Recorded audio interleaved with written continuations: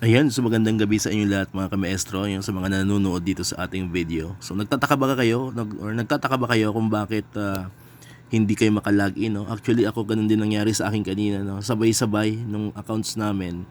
No, trinay ko yung tatlong hawak ko na account. So puro ang lumalabas lang is session expired, no? And then suddenly hinihinga na ng password, no? So nag-automatic log out siya, then naghihingi ng password, then pag in-enter mo yung password ay hindi ka rin makakapag-login. So actually lahat po yan, lahat po tayo naka-experience niyan, no? Pati sa Instagram ganun din.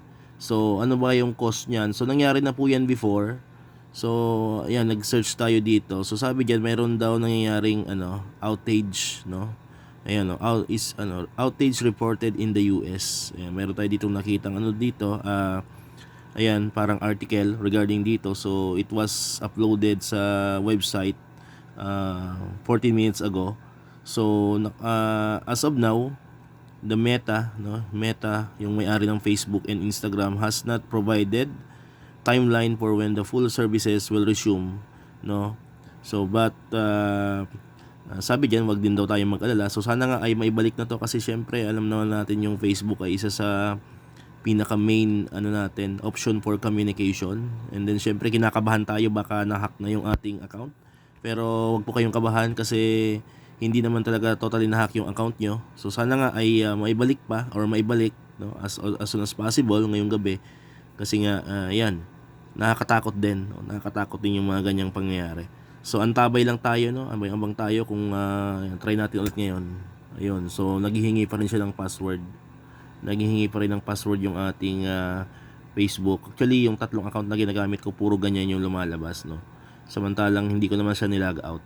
Pati sa cellphone ganun din, lahat, no, lahat ng gadgets na connected yung ating Facebook account ay talagang nag-automatic log out siya and naghihingi ng password. Ayan, so antabay lang kayo dito ka maestro, sa lahat ng mga nanonood. So update po tayo. So dito muna tayo sa YouTube magkita-kita. Ayan, share niyo po itong live para naman ay itong ating video, hindi pala live. No, share niyo naman itong ating video, no, para ma-inform din natin yung ibang mga nanonood diyan, baka kinakabahan sila, baka na-hack yung kanilang Facebook. So mayroon po mismong problema ang Meta. So wag po tayong mag-alala. So alam naman natin gagawa ng paraan ng Meta 'yan. And sana nga lang talaga yung password ay lalo na kung mayroon tayong two-step verification, yun ang mahirap doon. Baka hingan tayo ng two-step verification. So kailangan alam natin yung ating yung tawag dito, yung connected account or cellphone number, kasi 'di ba usually doon magpapadala ng code. Ayan, so yun. So dito ko naman tatapusin tong ating video mga kamaestro, at sa lahat ng mga nanonood diyan, kahit hindi mga teachers, so lahat, everybody na nanonood, so wag po kayong kabahan. So lahat po tayo na ka-experience nito. So abang-abang po kayo dito sa ating channel at i-update po natin agad kayo. So muli, maraming salamat sa inyong panonood at pakikinig.